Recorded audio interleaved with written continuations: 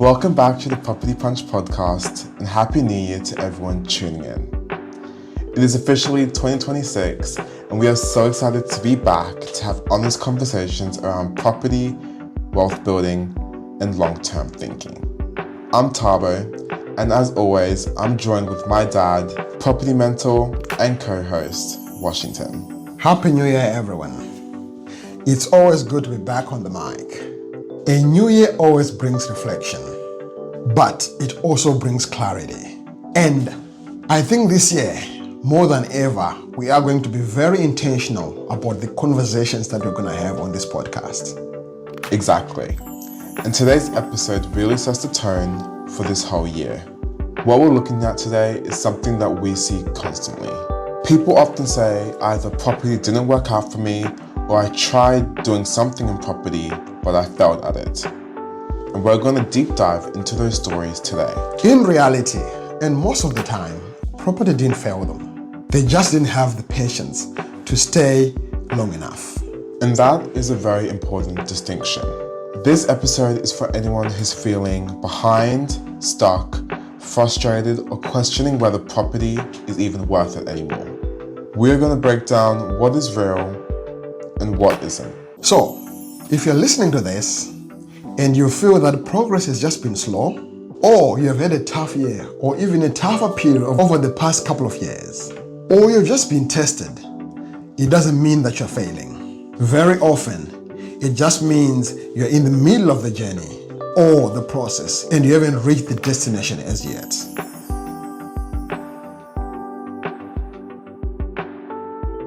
So before we go any further, I would like to reflect on the last year 2025. What a year it has been. We podcasted for about 6 months, released a good 13 episodes, and you know what? Reached listeners in over 15 countries around the world, as well as hundreds of downloads. So Thabo, out of the 15 countries that we have been downloaded across the world, which country do you think topped the list of the most downloads? Well, I'd like to hope it's Australia, right? Actually, it is Australia, with about 65% of the downloads. Really? Absolutely. That's great to hear. So it looks like Australians are listening to us. I would hope so, because most of our topics are centered around the Australian property market and what's happening in Australia. That's right. So in this coming year, we are looking forward to even bigger things and greater things for our listeners. That's great to hear. Now, these numbers aren't about the ego. They are about validation. Validation that everyday Australians are hungry for education that is grounded, realistic, and not hype. The hype that we often see on the main news headlines or on social media. And something else we learned last year was that showing up consistently is more important than being perfect. We didn't hit a weekly schedule. Life happened, business happened, but we kept going. And that's actually a really good parallel for property investing and what we're going to dive into today. So you're right. I remember when we started just over 6 months ago, we promised our listeners that we'll be producing our podcast on a weekly basis. But over 6 months, we only did 13, which means we're doing once every fortnight. So this is our commitment to our listeners that it's no longer weekly, however, it's now a fortnightly podcast. And that's all not because either we think that we're too busy or we're time poor, but we really value and want to make sure that we provide good quality content to our listeners that's consistent and that they can count on. Exactly, mate. In actual fact, property rewards consistency and not intensity. And most people don't lose in property because of one catastrophic decision. They lose momentum because they expected things to move faster than they realistically could. In 2025, we also saw a lot of noise. Interest rate conversations, cost of living pressure, headlines about affordability, and media doom cycles. And to be honest, that noise creates mental fatigue. People start questioning decisions that they made 2 or 3 years ago, even if those decisions were sound at that time. And that is entirely why this episode matters. Because quitting often happens quietly Not with one big decision, but a slow and steady disengagement.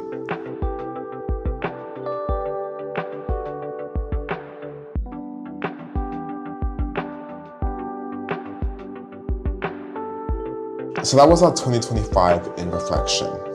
But in order to really address what we're talking about today, which is people thinking that they fail, we need to reflect on that big myth that people think that they fail way too early. One of the most common things we hear is property didn't work for me.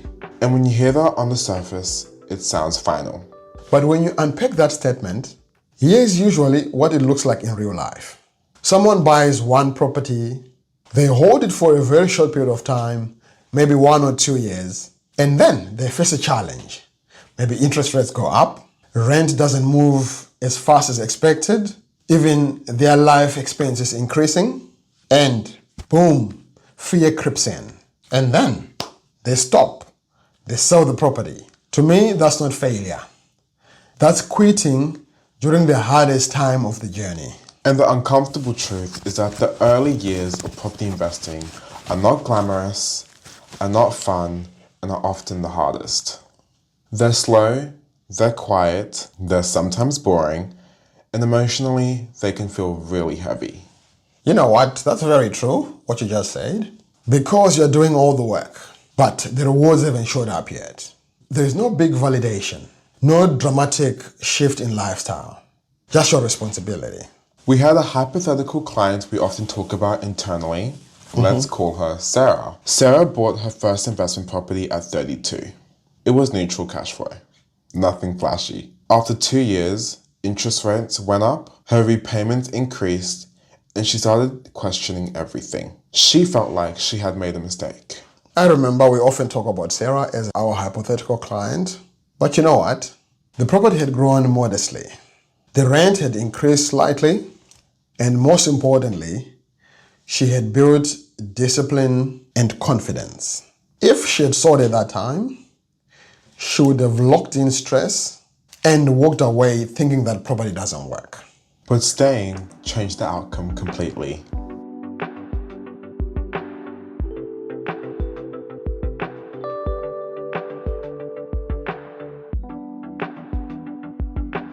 Now that's the big myth of people thinking that they fail too early.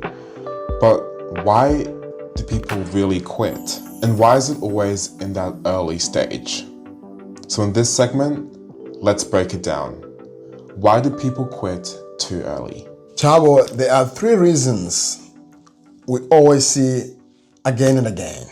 The first one is impatience. Property is a long-term asset, but you often see people bringing short-term expectations. Expectations of making a killing within 2 to 3 years. That won't happen at all. The second reason why people fail is comparison. Social media has completely distorted timelines. People often compare, their chapter 2 to someone's chapter 10. But the most important thing to remember is that we all walk different journeys. And the third reason is isolation. Doing this all alone amplifies fear. That isolation piece is massive. When you're alone, every doubt feels louder and every headline feels personal. And when you don't have someone who says this is normal, people will always assume something is wrong. Another hypothetical example. A couple buys their first investment property in Brisbane in 2021. By 2023, they see friends posting about multiple properties, renovation wins, and big equity numbers. They feel behind even though their strategy is working perfectly fine. And, that comparison actually pushes people to either rush or retreat. And both of those are dangerous. And that is exactly why we say education without support can actually increase anxiety.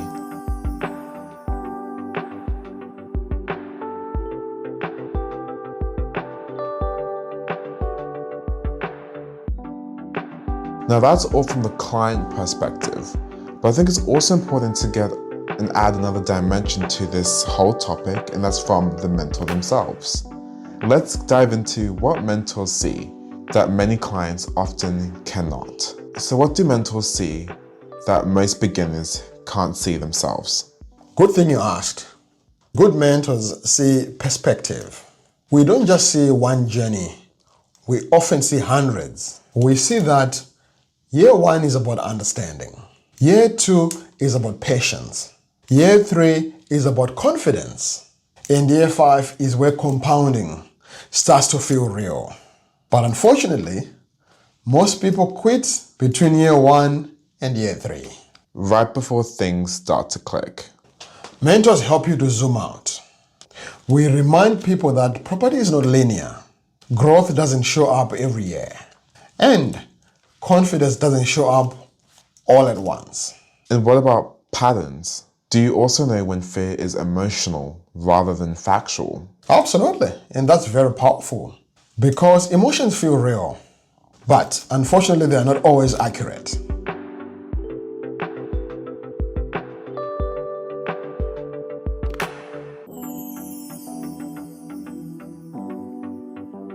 Now that we've dived into the value of mentors such as yourself, I think it's also important to look at something that's almost as equally important as a mentor, and that is time. Let's dive into time and its real value as a tool.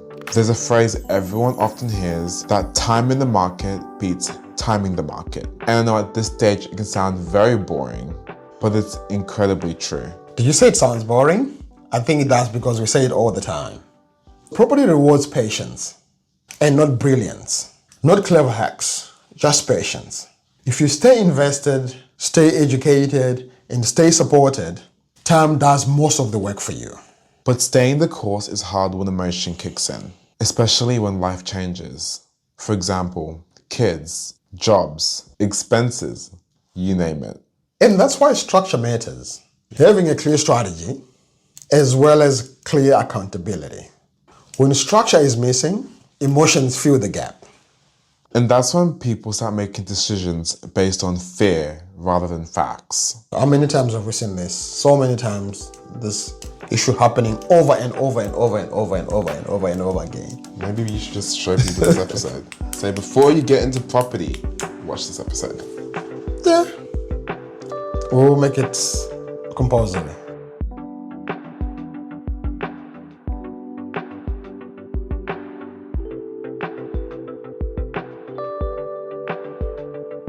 Before, we talked about the impact of isolation on property investing, and that often isolation can make noise feel much louder and stuff in the media seem really personal. So there's a risk in being alone. Let's talk about the quiet danger of doing it solo. So, when you are alone, you second guess good decisions. You hesitate when action is required. You also overreact to short-term noise. And mentorship isn't about being told on what to do. It's about perspective when emotions get loud. It's having someone say, you're not broken, your strategy isn't broken. You're just going through a season right now. And sometimes, that's the difference between continuing or quitting.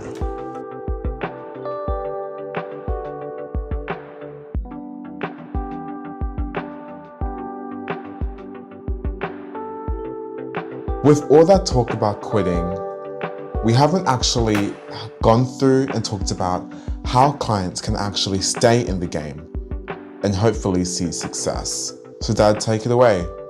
How does someone stay in the game? Staying in the game looks simple, but it's not always easy. And this is what you need to have. You need to have long-term thinking, have realistic expectations, do regular portfolio check-ins, ongoing education, and most importantly, having the right support. And understanding that property isn't about perfection. It's about progress. You don't need to get everything right. You just need to keep moving.